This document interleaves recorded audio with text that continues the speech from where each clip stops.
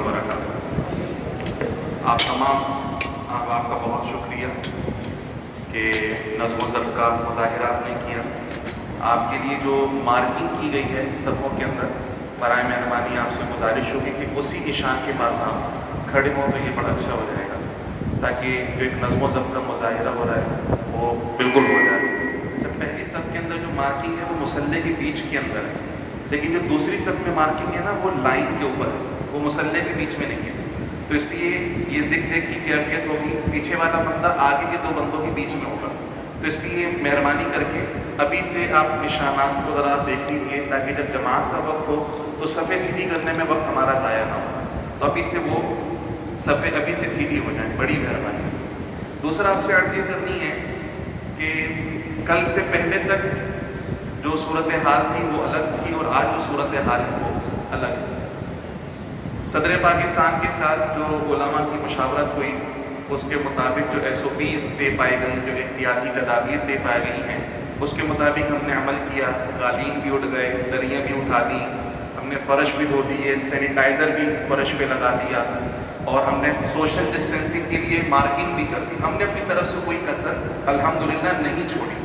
लेकिन उसके बावजूद सिंध हुकूमत की जानिब से नमाज जुम्मा की अदायगी पर भी पाबंदी है और नमाज तरावी पर भी पाबंदी है। पिछले जुम्मों तक जो सूरत हाल थी वो भी वाज़ेह थी, हमने हुकूमत के फैसलों पर अमल किया। लेकिन अब जो सूरत हाल है वो गंभीर होती जा रही है। तो जितना हम SOPs पे अमल दरामद कर सकते हैं अपनी तरफ से हम पूरी कोशिश करें कि हमारी तरफ से कोई शिकायत ना हो। दूसरा आपसे अर्ज़ ये करूँगा मैं कि देखें, सारे काम मेरे करने के नहीं हैं, सारे काम इंतज़ामिया के करने के नहीं हैं, कुछ काम हमारे नमाजी भाइयों के भी हैं। और हकीकत ये है कि मस्जिद की रौनक नमाजियों से होती है। सिर्फ मुझसे कोई मस्जिद की रौनक नहीं है, सिर्फ इमाम या मुअज्जिन से मस्जिद की रौनक नहीं है। मस्जिद की रौनक कौन होते हैं? नमाजी हजरात होते हैं। नमाजी आते हैं, मस्जिद भरी होती है, अल्लाह की रहमतों का नुज़ूल होता है, रूहानी मंजर होता है। और नमाजी ना हो तो मस्जिदें बेरौनक सी लगती हैं। तो आपसे इल्तिमास ही होगी कि जो उलमा ने, मुफ्तियान कराम ने, हमारे अकाबिरीन ने, वो छोटे मोटे उलमा नहीं हैं, चोटी के उलमा हैं, बुज़ुर्ग हैं, दीन की खिदमत करते हुए उनकी ज़िंदगियाँ गुजर गई हैं।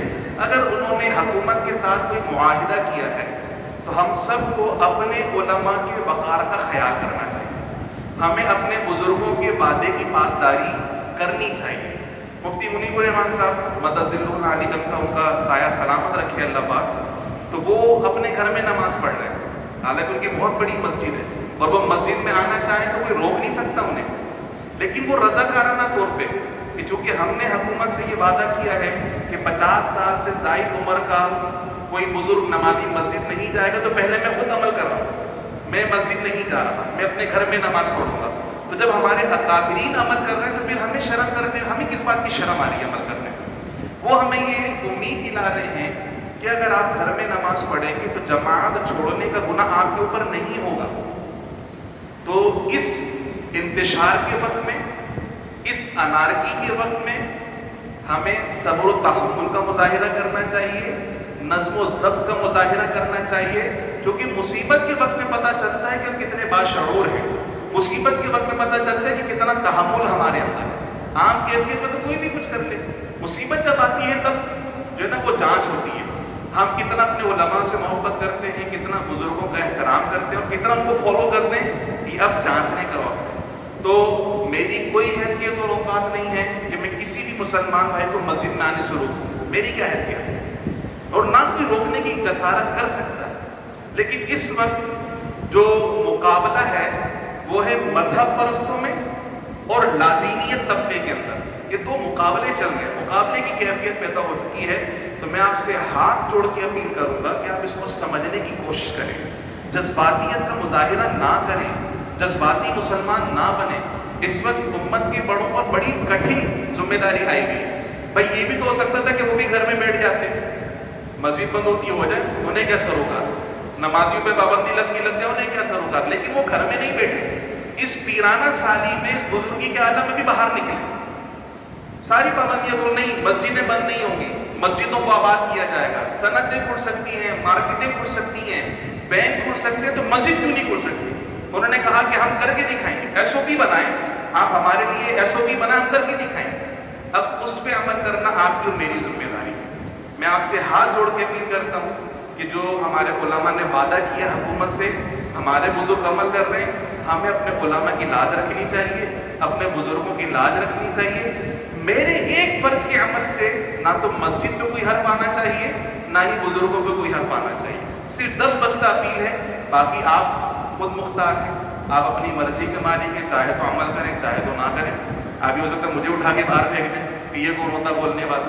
ہم صرف مسجد کے خادم ہیں، آپ کی بھی خادم ہیں، آپ کی بھی خدمت کرنے والے ہیں، آپ سی مسجد کی رونق ہے، لیکن آپ کی جان کی بھی ہمیں بہت زیادہ پرواہ ہے۔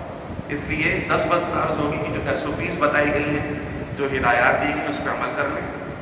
ماسک لگائیں، میں نے بھی لگایا ہوا تھا، فل ٹائم لگایا تھا، ابھی گفتگو کروں تو میں نے ہٹایا اس کو۔ ماسک لگائیں، سینیٹائزر کا استعمال کریں، وضو گھر سے کر کے آئیں۔ جو مسافر ہیں ان کو تو چلو استثناء ہے، لیکن عام لوگ جو محلے سے آ رہے ہیں وضو گھر سے کر کے آئیں، سنتیں گھر سے پڑھ کر آئیں۔ بزرگ نمازی حضرات جو 50 سال اور اس سے زائد عمر کے ہیں وہ مسجد تشریف نہ لائیں، بچوں کو مسجد لے کر نہ آئیں۔ اسی طرح سوشل ڈسٹینس ہم نے مارکنگ کر دی، اس کی پابندی کریں، مصافحہ نہ کریں، گلے نہ ملیں، گفتگو بھی دور سے کریں، اور نماز جب ختم ہو تو مجمع نہ لگائیں۔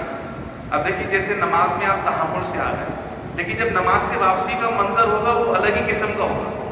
کسی میں اتنا برداشت نہیں کہ 2 منٹ رک جائے، صرف 2 منٹ، کوئی نہیں رکے گا مجھے پتا ہے، لیکن پھر بھی میرا فرض بنتا ہے کہ میں آپ سے عرض کروں کہ جس طرح تحمل سے آئے ہیں، کسی تحمل سے مسجد سے واپس جائیے گا۔ جو موٹر سائیکل والے ہیں نا، خدا کے واسطے وہ 10 منٹ لیٹ ہو جائیں گے، پہلے پیدل والوں کو جانے دیں۔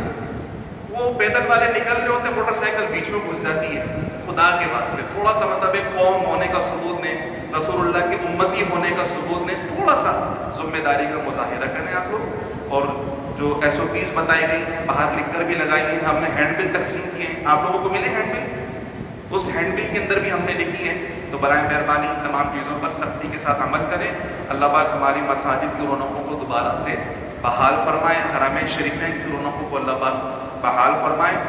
کسی بھی قسم کے انتشار کی اور جھگڑے کی ہرگز کوئی ضرورت نہیں ہے۔ اس پریشانی کے وقت ہم سب نے مل کے مقابلہ کرنا ہے۔ آپ تعاون کریں گے انشاءاللہ رونقیں دوبارہ بحال ہو جائیں گی مسجد، اور اگر ہم نے تعاون نہیں کیا اور صرف اپنی ذات کے بارے میں سوچا تو کوئی وقت نہیں، کوئی مطلب آپ تصور نہیں کر سکتے کہ حکومت باقاعدہ مسجد کو سیل بھی کر سکتی ہے۔